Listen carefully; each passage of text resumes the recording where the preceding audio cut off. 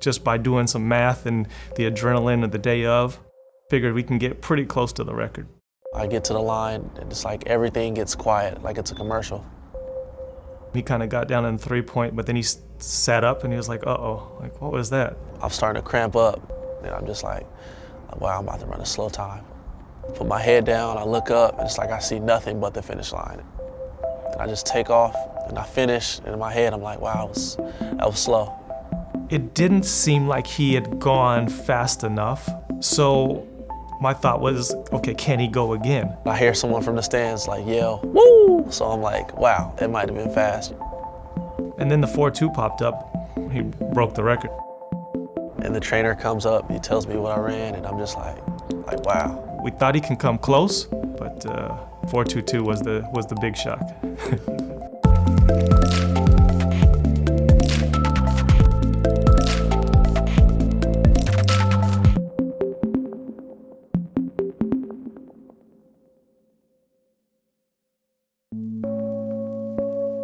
He my little cousin, but he more like my little brother. Growing up, we was always playing. Either he was at my house or I would spend night over here at my Auntie Millie's house. Always laugh, always laugh. Our chemistry is crazy. Like, we'd just do something at the same time and then look at each other like, I didn't know you did that. And I'm like, I didn't know you did that. And then we just laugh it off. We used to play freeze tag. When I was younger, I always used to get caught. Over the years, I started to catch up to him. I was it. I'm getting everybody. He ended up touching everyone but me. So once I see him, it's like old Western, like just waiting and we looking. And I just see him take off, so I'm trying to catch him. And he make a sharp cut. I made him run into a truck. And he kind of messed his knee up. I ran in the house to my mom like, my leg. And then he came in the house like, I told you he wasn't gonna get me. Then I tagged him, but the game was already over at that point. He was really fast back then, and everyone like look up to him. And then after that, people start looking like wow, this is who's next, you know?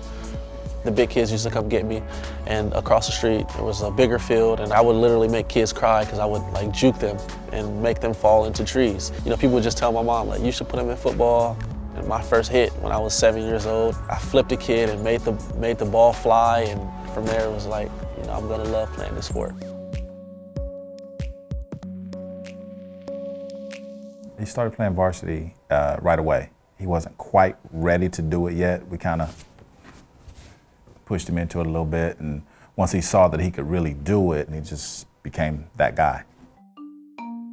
The first time he touched the football in high school was on a kickoff return.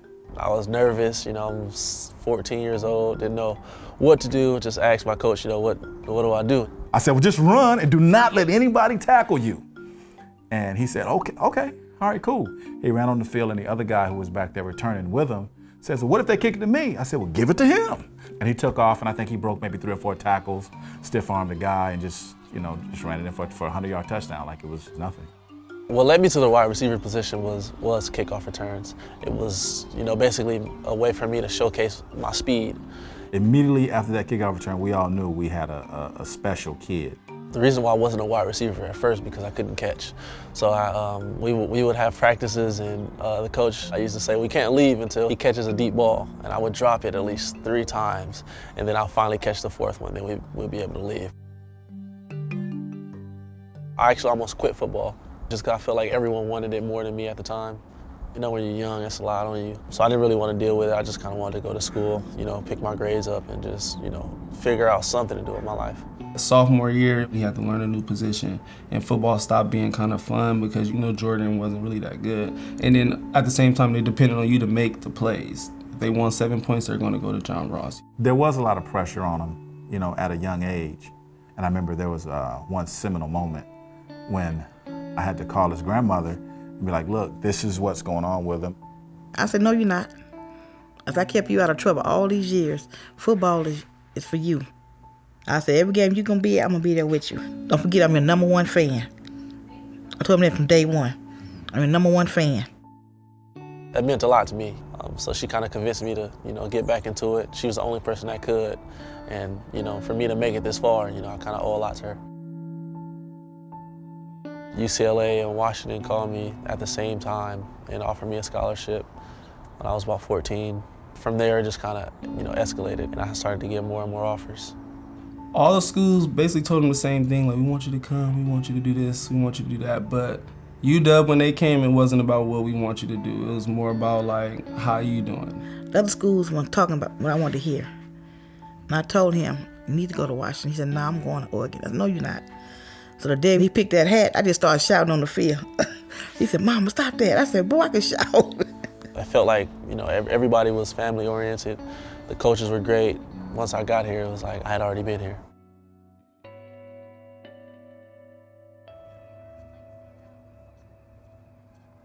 I heard from ESPN update on my phone. So as soon as I seen it, I called him. He was like, yeah, man, it happened. It was a freak accident. He told me what happened. I'm like, damn. I tore my ACL in 2015 as a spring practice. Someone was in the way. My first instinct was, jumping out the way. It popped from there. I went down immediately. Got up, and it was weird because I can walk right. I went home, went to sleep for a little bit, and when I woke up, my leg was stuck in a 90-degree angle. And I didn't hit him about what you thinking or nothing like that. I just told him everything happened for a reason. So take this time to become a better person, better football player, better you, because he's slowing you down for a reason. God, he's slowing you down for a reason. Just for me to find out that my knee was torn, it was, heartbreaking. What am I going to do for a whole year without football? I never had to ask myself that. My trainers told me this is an opportunity for me to, change my life. You don't understand what they mean when it first happens because you're just so worried about not being able to play. But once you realize how much time you get to invest into football, your family, and school, it's unbelievable. It was the best thing that ever happened to me.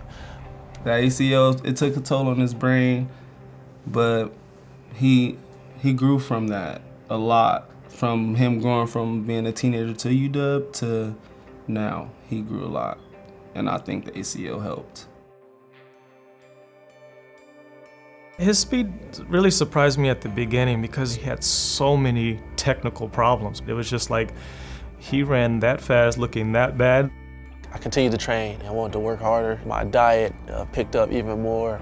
His work ethic was really good. It's not easy to put in that type of work, that intensity in 7 weeks.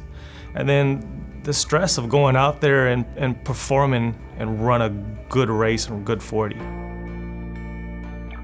I told my girl who was sitting right there, I was like, he about to break the record. I said that before he even ran, and then he took off and broke it. I was just screaming. I woke the baby up. It was chaotic. You see fast, but then you see like, woo, like just fast. I almost had a heart attack that morning. I had to catch my heart. I said, open my chest. I was acting crazy that morning. 'Cause I knew he was gonna do it though. Like, wow. And I couldn't believe it myself. Very rarely do you get a chance to coach a kid that is as positive and as unique a character as John Ross. He stayed humble, he's maintained his focus, and I think the future is just unlimited potential for him to be the best ever. Man, it's bright. It's bright. And I'm not even talking about just with football, just because he's a good person, it's bright for him for sure. Yeah, it's a blessing. In my opinion, I haven't done anything special. I've always been fast. I'm gonna continue to be fast, but I want to be more than that. Never settle for anything. I don't want to be the fastest guy. I want to be remembered for me playing the game.